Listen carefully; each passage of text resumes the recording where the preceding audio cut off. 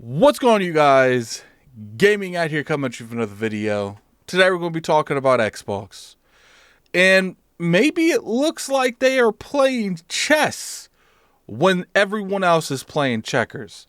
What does that mean? We all know that Microsoft has been on a rampage buying studios, but after they announced that they were going to buy a studio called Activision, Blizzard, and King, which is normally known as ABK, that kind of shut down a lot of options and opportunities they had because that's such a big deal, and because that deal is being looked at by so many countries, it's hard to effectively go and look and purchase companies because you don't want that deal to get shut down. So there's a company called Embracer Group, and there's Western developers that Square Enix owned, and up until a couple months ago, they owned them. But Embracer Group bought them, and they bought them pretty cheap. I think when we was looking at it, it was like $200 million for like 3 or 4 studios. I can't remember exactly how many studios, but you guys know the studios. Crystal Dynamics, the people who make Tomb Raider, the people who also make Deus Ex. I butchered their name. It is what it is. So when these studios were bought, I remember thinking, and a lot of other people thought, man, Microsoft is the ideal company for these studios because of the games that they make. And especially where Crystal Dynamics was helping the initiative work on Perfect Dark. Once again, people say, yo, why didn't Microsoft buy this studio? Because now, let's say that Perfect Dark does well. Let's say that the game comes out and it's phenomenal. Then what happens? Is the people that worked on Crystal Dynamics going to be allowed to work on a sequel with the initiative? So there's a lot of questions there. And I think that it got to the point where people were just like, we'll have to see more. Maybe there's something that we don't know. There was a lot of speculation going on that maybe, Crystal Dynamics would be sold to Microsoft when Perfect Dark came out. So pretty much what happened is Embracer Group has shut down one of those studios. They made a bunch of mobile games, not going to downplay when it comes to people losing their jobs. I hate that. It looks like they will be going to the Deus Ex developer, so a lot of them will maintain their job, hopefully, and I hope the rest find job security fast, because this market is rough. But Jason Schreier reported that they were part of the acquisition and saw Embracer take control of Elios and Tomb Raider, Deus Ex, and the Legacy of Kain franchise.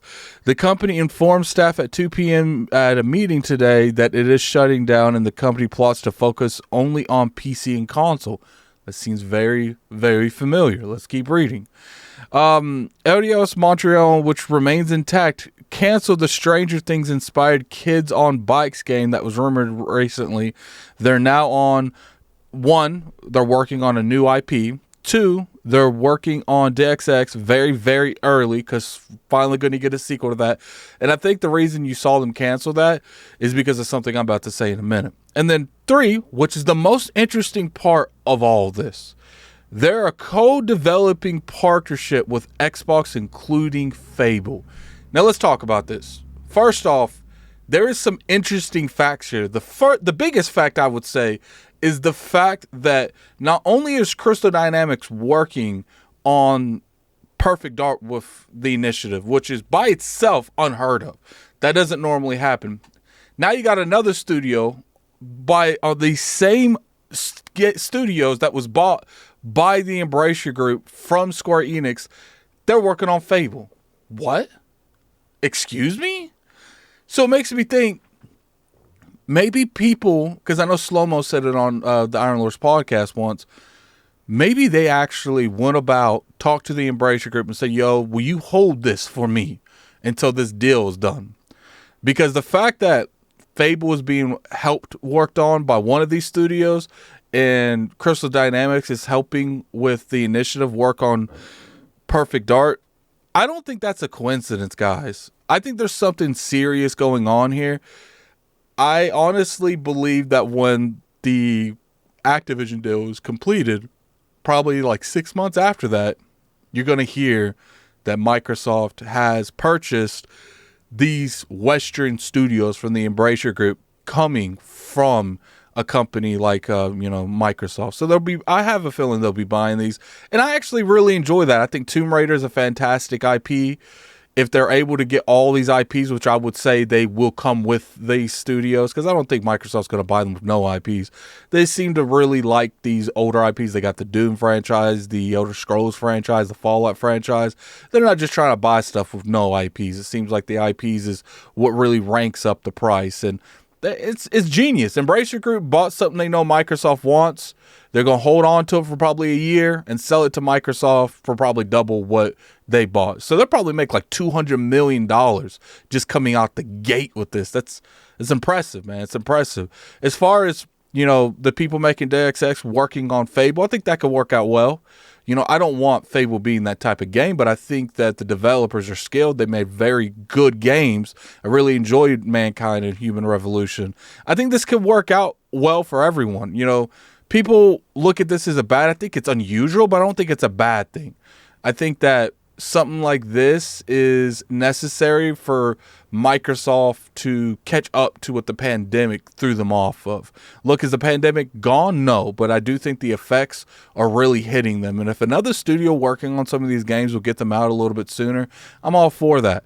Especially, looking at Fable, let's say they do buy these studios, that, they're not just working on Perfect Dark and helping working on Fable. Afterwards, I assume they're going to go right back to Tomb Raider, if not having another studio or a team working on Tomb Raider. And then they're going to continue working on DXX and this new IP. And if these are bought by Embracer Group later on down the road, I have every intention that this will eventually be exclusive to the Xbox platform and the Xbox ecosystem. And, it's kind of crazy Microsoft is getting this many highly talented studios. Sure, I would say that, Tomb Raider people had their ups and downs with some of the other sequels, but I think everyone can agree that those were good games for the most part. The Deus Ex franchise, they were good games.